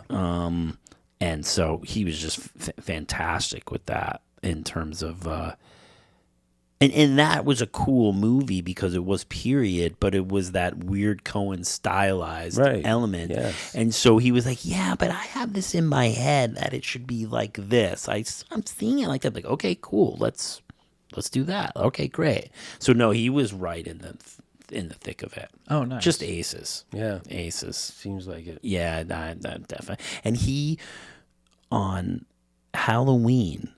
Okay. Not many people could. On Halloween, we were shooting here in LA somewhere at some state, and he goes, "Okay, we're done at 6:00 tonight." Nice. And Aaron goes, well, "Dude, it's Halloween. People have 6:00. Yeah. People have lives." And like, I mean, he does that for you on Halloween. Right. Then Friday night, like you're trying to get this one shot, and you're all tired. You'd be like, "Hell yeah, whatever. What do you need? Like, you want to do that food scene again? Okay, buddy." It's such a simple formula that most people don't get. Right? Yeah. Give a little, get a lot. Yeah, come on, man. Yeah. I mean, that's that's the way the whole thing worked. It's a social business. Yeah. It really is. So Her. Yes. Yeah. Freaking talk about that movie. movie and working Spike with Jones. Joaquin. So yeah, Spike, KK was the production designer. KK, yep. And Joaquin, I absolutely adore. You've done a couple movies with Joaquin. Yeah, I did that in Inherent Vice. Right. Right. And so we were really pretty tight. We got really tight. Yeah. We got really tight. I mean, I'm the kind of prop person where like we talked before, like I want to be on the set. Like I want to be there like when someone gets an idea and they're like, oh, and they turn around, I want it to be me. I don't want it to be anybody else. Sure. You see me, the director, the actor, the costume design, like whoever it is. I just want it to be like, I want to see it happen in real time. I want to know everything that's happening and think, okay, how are we going to get to it? And and Joaquin is somebody who kind of requires, that. And now, are you guys finding now too that like everybody has their own sort of bubble now? They all have their own hair makeup. They've had that forever. Now they have their own costumer. They have their own sort of assistant. We don't really even talk to them. Sometimes you got to talk to the assistant, and it just I like that we can still. We're not added to people's things yet, but we have to deal with everybody. And so he was one of those people who didn't have any of that entourage stuff. Oh, and then really? and then just talk about, I want to do that. Okay, and then we go and do. Is he, since he does almost all of his roles are kind of really heavy character roles. Is he someone who shuts it off in between takes? He's intense. That's he's just intense. And that comes across. See, it feels like he would be. Comes across. You he's have intense. to be able to put in those performances. I just watched Walk the Line again. And I was like, wow. Yeah. Oh, yeah. Just amazing. But you can find your time with these with all people when they're down and they have their moment. Right. Yeah, you can find your time to get in there and like chill. And, right. And just like you said, when you're on set, and that's a very distinct point of being there when things happen. Yeah. Okay. So you're hearing about it in real time. Yeah. You're seeing what formulated that thing to come forward to you. Yeah. So you're already there. You're already thinking about it. And that's a connection. That's a strong connection when they see, oh man, he's on it. Yeah. 100%. They know what they're doing. They're paying attention, and it means a lot to them. And you can create a great bond that way. And and then you offer something to it. And make that's where the key. magic is. I mean, I fought with so many ADs. So like, you can't be in here. Don't worry about me. I'll be in here and usually after a while, that's just like, wait, get in here, because there's nothing worse than coming out of rehearsal. Oh, the director wants a blah blah blah. Yeah. It's like, wait, what? What? Hold on. That's your interpretation of it. Yeah. You are giving me an idea of what he wants. Yeah. No, I know that's huge. Have you guys hit a lot of times when ADs don't want the prop master in for private rehearsal? Oh, a lot of times. Yeah. Most of the time. Really? Well, like a lot of times I find that like the set in general, and I just apologize to everyone. I'm not trying to be preachy or anything. Sure. It's just we're just talking, we're just riffing. But I do feel like the sanctity of the set, is that the right word? Yes, 100%. Like, it's sort of diminished a lot these days. Like, I remember when I first started, like, simply you don't eat your breakfast in the middle of the set, and now I feel like everybody's coming in and just doing that. And I do feel like, a lot of times we'll come in for the day for rehearsal, everyone's in there chatting, talking, normal stuff, and AD's like, everybody just get the hell out of here. Right. It's too loud. It's too big. Everybody 100%. Go away. It's a clean sweep. Go away. Yeah. Just go away. And you're good. And that's when you have to say, hold on. I'm just gonna be. You won't even know I'm here. Be behind the counter. You won't even know. You won't even hear. Like, I just wanted to listen. Yeah. And again, it is. It's about relationships. Yeah. And it's an important relationship. The first AD. Okay, because they are the gatekeeper. Yep. So if you get them to understand that you're here to help. Yeah. And that you're not going to be in the way. No. And you're only going to help them if you know what's going on.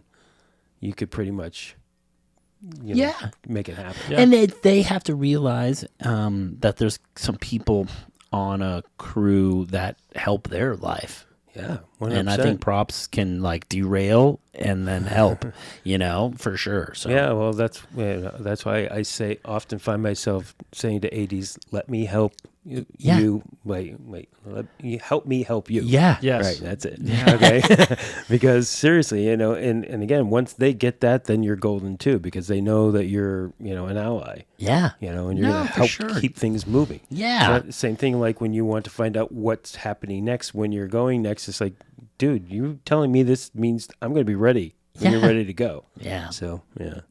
Do you prefer one or like Her is a futuristic movie, so you have to make things that don't exist. Yeah, right. So going from that, and then the research of a movie like you just did. But I don't know. Maybe Her isn't the best example of that because when we talked, I mean, because the best part about Her was sitting around talking to KK, talking to Spike, talking to Gino, the decorator.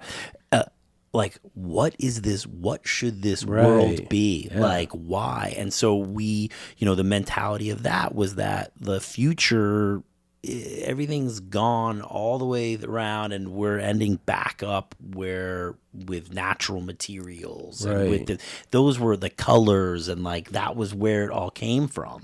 And so it's sort of research, just like sort of like a period research, but it's a different sort of take on it, and so that's really. That was really cool. Was that something that Spike Jonze came up with specifically to like try to make that feel that way, or? Well, I think Spike was more about how do I get the feeling, right? Or I think, and then KK was, his genius was, oh, this is why you should feel like this is what will get us to that feeling. This is what will, get like the little device, right? I mean, we had so many prototypes, and Spike had his friend, a guy that he really, really trusts, like he wanted to draw his stuff out. So then we would make something like that, but it didn't feel right. So then we would try another angle, and we would try something like that. And then when it clicked, I actually remember that day we got the thing back, and there was a little tweak on it that it didn't. I was like, I'm not sure I like it like that. What if we try it like this, which was different than anybody had ever talked about before you showed that. Yeah, and then we tried it, and then I was like, okay, that's good. And then talked to KK. And I was panicking, sweating, like now we're running out of time, right?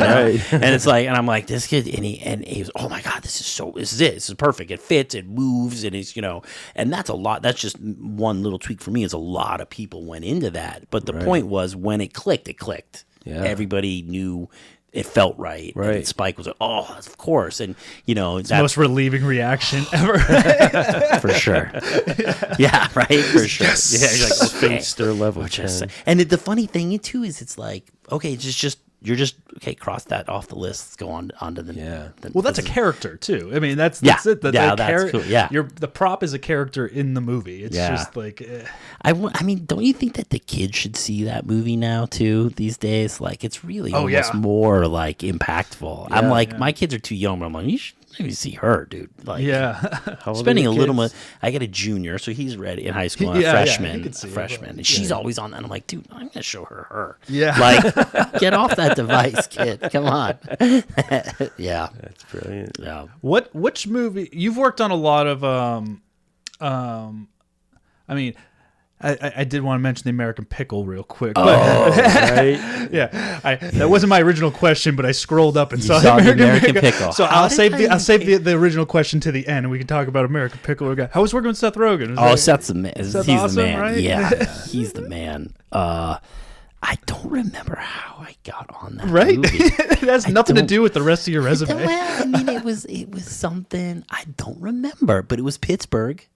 Oh, that was in Pittsburgh? That was in Pittsburgh, wow. and that was a plus. Is that the pickle capital or something? I don't know why. I have no idea why. A lot of old world looks in Pittsburgh. I don't know where I ended up on that. And then, and that was supposed to be like just a comedy, like a silly comedy. Yeah. Like really silly. But when we started going, then Seth was like, this doesn't feel... right. I don't buy it. And it became a little bit more organic, almost had like a warm center. Right. I mean, listen, it was a pickle movie about a guy. But it had like a little bit of a warm center. Right. So, yeah, it was good. But no, Seth and his team is just awesome. His group of people. Was that Evan Goldberg? Did he do that too? Or Evan was there, but he wasn't there every day. He wasn't super involved. But he did. I got to meet him a couple times. Yeah, and with Seth playing both characters too, did that stretch out the movie a lot? That was rough.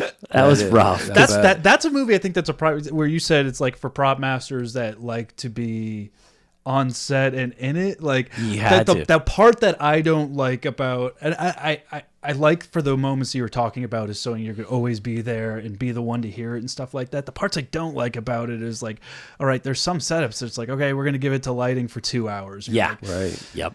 But I can't be stagnant. Yeah, but you're not stagnant. You can go do a whole bunch of stuff. Yeah, that's true. Prepping for the next day. That's fair. That's why we got those trailers with those offices. That's right. You can go do all that stuff you need to do. Off to the gold room. Off to the gold room. Off to the, you know. Oh, you've worked on a variety of films. Oh, yeah.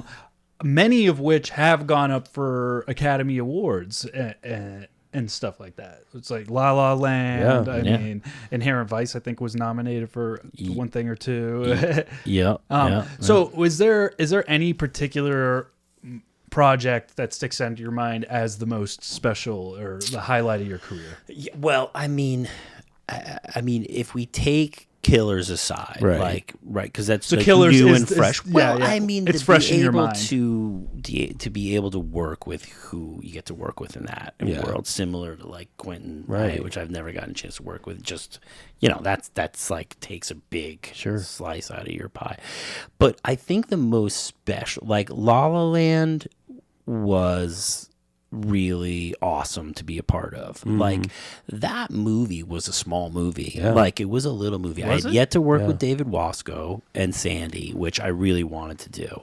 So I had tried previously and it hadn't worked out, but I got to work with them. And then there's this guy, Damien Chazelle. Like, okay, cool, right? Like, what was the jazz? Whiplash was awesome. Yeah. But I was like, everyone's like, okay, it's okay.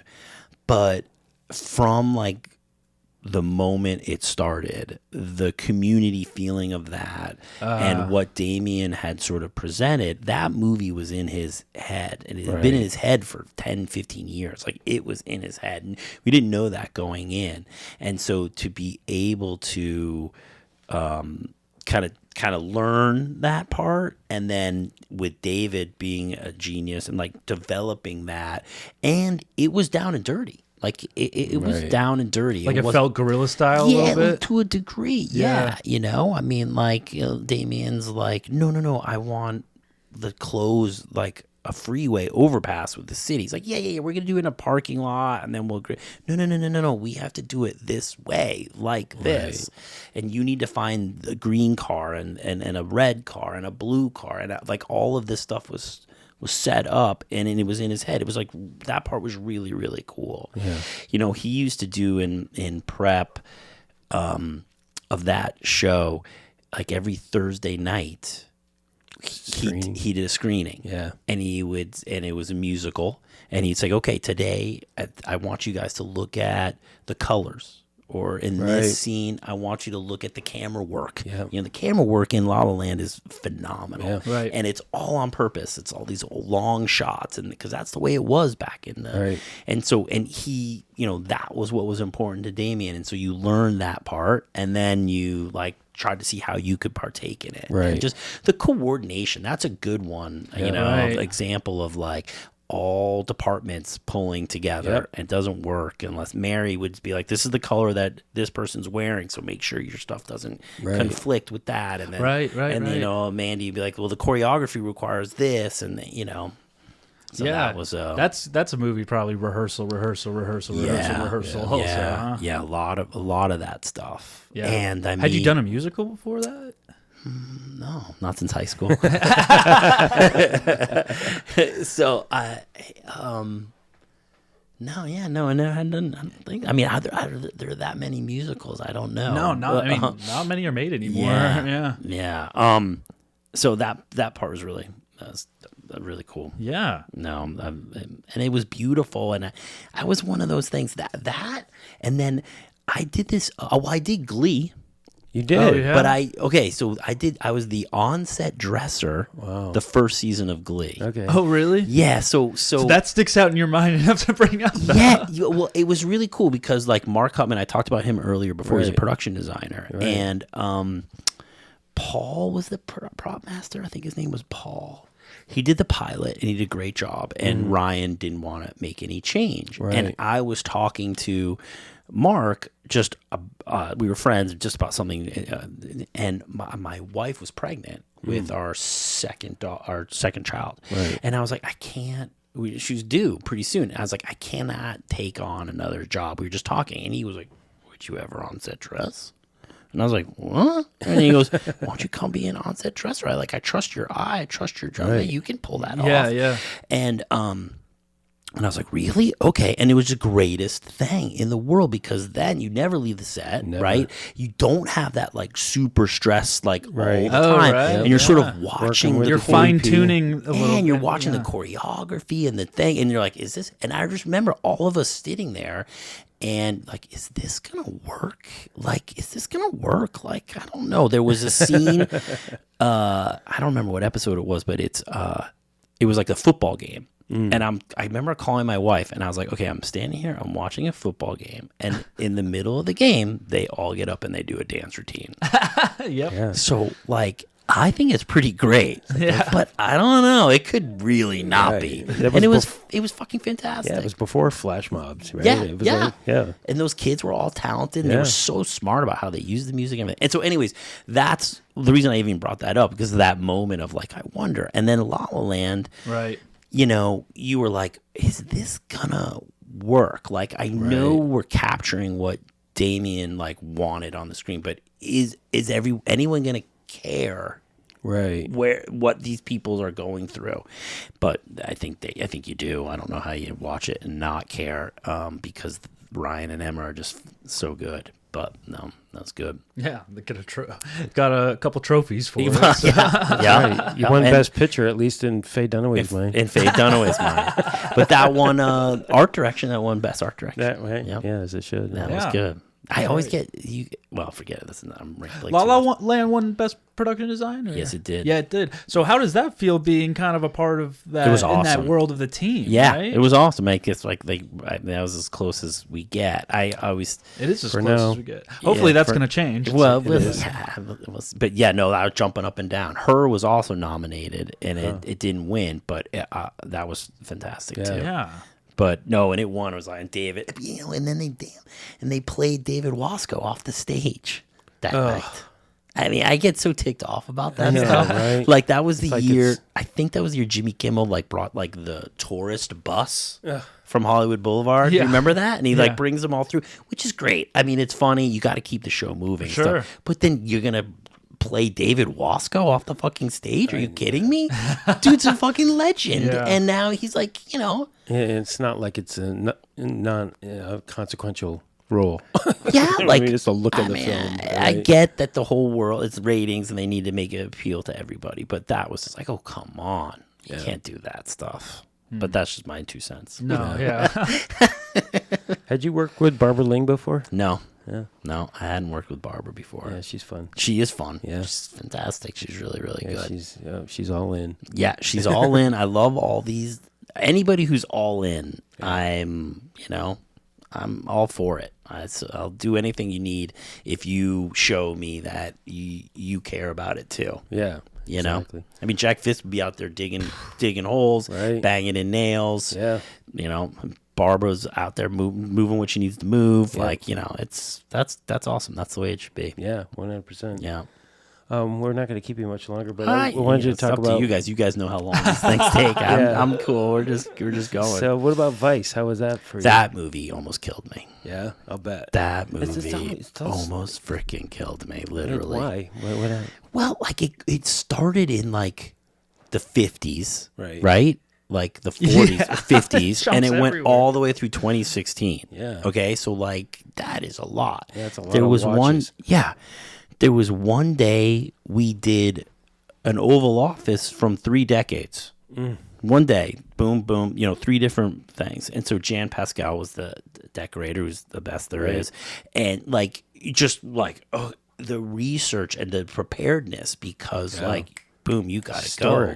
And that was a good example of a huge script. Like that script was massive because there's all these little bit parts. And Adam, who's a genius. Has anyone ever worked with Adam McKay?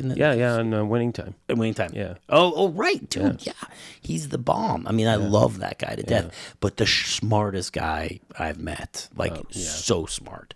And that movie, they would be, like references to people on it, and you're like, oh, okay. But then like a day before or 2 days before, you're like, oh yeah, but that was this particular event.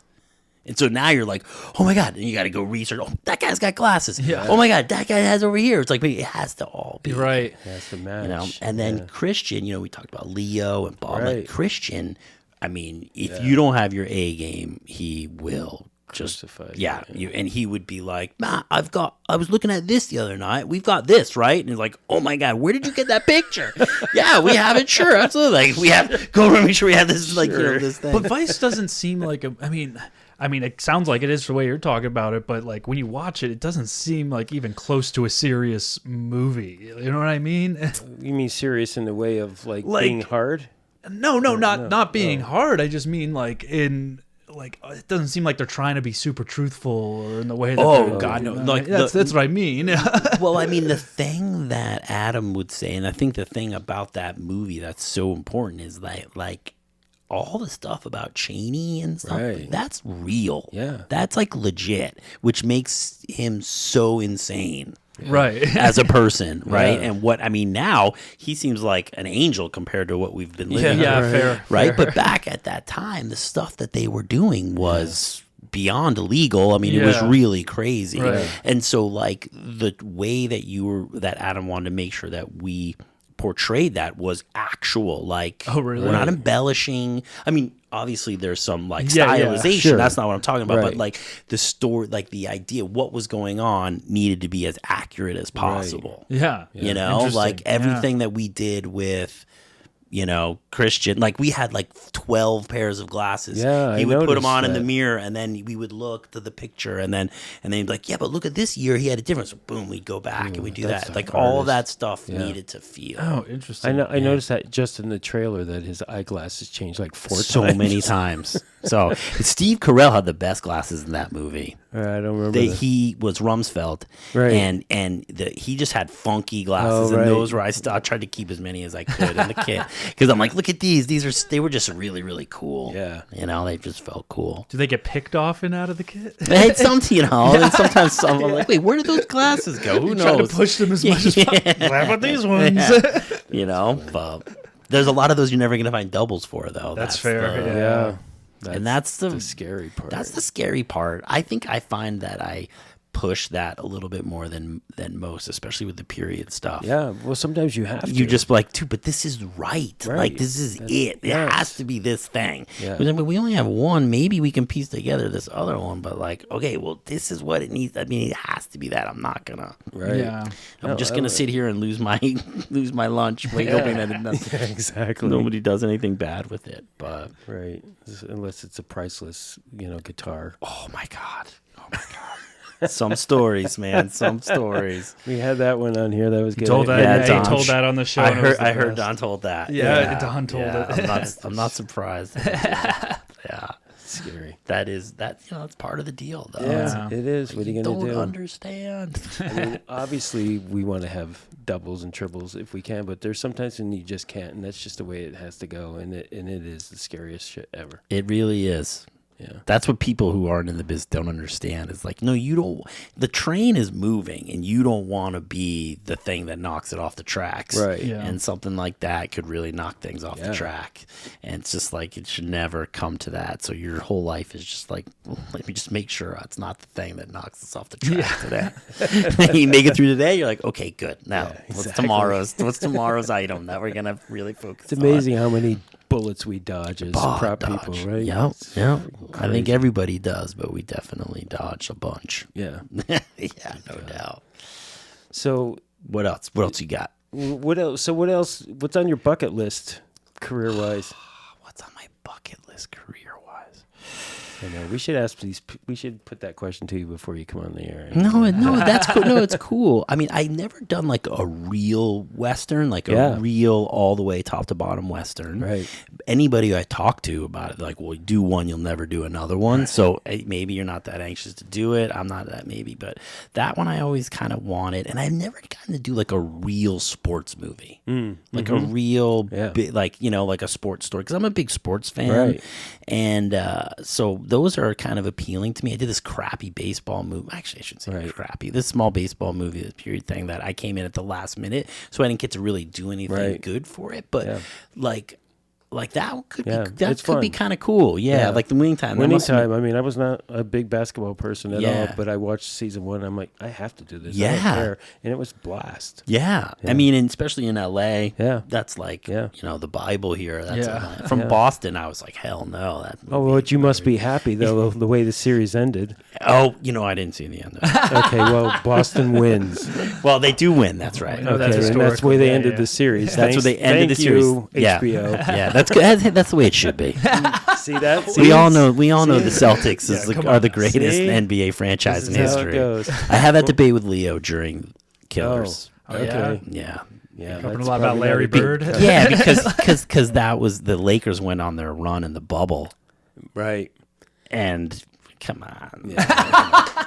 Well, you should see the last season because we get into Larry Bird's life, and it was like one of our favorite episodes. Cool. Oh, interesting. That's cool. Then the guy who played Larry Bird, by the end of the season, I couldn't remember what Larry Bird looked like. Yeah. Right? And the guy could shoot. Could he shoot? Nice. I mean, he was hitting probably 70, 80% everything he hit was in the bucket. I was pretty impressed. So. Yeah, that's really cool. Did he have the mouth that Larry Bird had? Yeah, he talks. That's the talk. The shit. Larry could talk some shit. Yeah, for real. Yeah, for sure. Yeah, for sure. Yeah, without ever really raising his voice. That's the thing. Yeah, Yep. He did all the talking on the court. Yeah. Yeah, like right in your face. Those little whispers sometimes. Just catch you in a corner. But I mean, Adam McKay is like one of the great. I mean, come on. How many episodes did he direct? None. So was he there a lot or no, not a ton. I didn't see him much. I really love that. Yeah, that guy a lot. I know Bates has done a lot of his movies, and I always tell him how jealous I am that he gets to keep working with Adam because he's aces. Really, really good. Yeah, no doubt. Well, people. It's late. We usually do these things earlier, so thanks for coming. Oh, I'm sorry. Did I make you guys? No, this is perfect. No, it's fine. I'm actually better at night, because sometimes when we do them before noon, I'm like, I got to drink a lot of coffee, and then I have to go to the bathroom a lot. So that's No, I like night too. It's easier for me when the kid goes. Well, this is fun. I mean, I'm happy to. Yeah. It's good to just talk shop a little bit with everybody, and just kind of it's good to relive some of the stuff that you went through. Yeah, definitely, absolutely. So, very cool.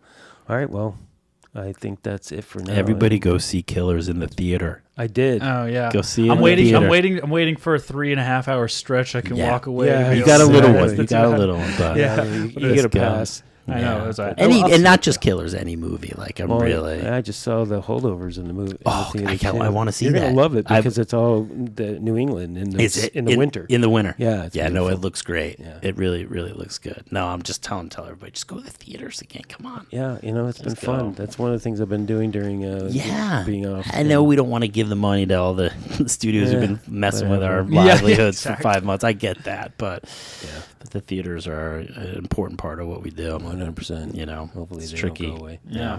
Oh, Mikey, go for it. Yeah. Well, thank you. Thank you, guys. Thank you. And thanks to everybody for listening. I want to shout out to our listeners really fast because I know I always say this spiel at the very end, but like I feel like a lot more recently, probably like at least like once a week. I think I've had prop masters I've been either meeting prop masters or prop masters who I don't even know emailing me and just texting me about it, about how much they like the show and everything. I mean, it's been nothing but positivity. So I want to shout out to you guys. Thank you guys so much. Like it feels good to know that people like it and they're actually learning from the show. Yeah, no, and I'm going to piggyback onto that because it's funny you said that. I was thinking about it today.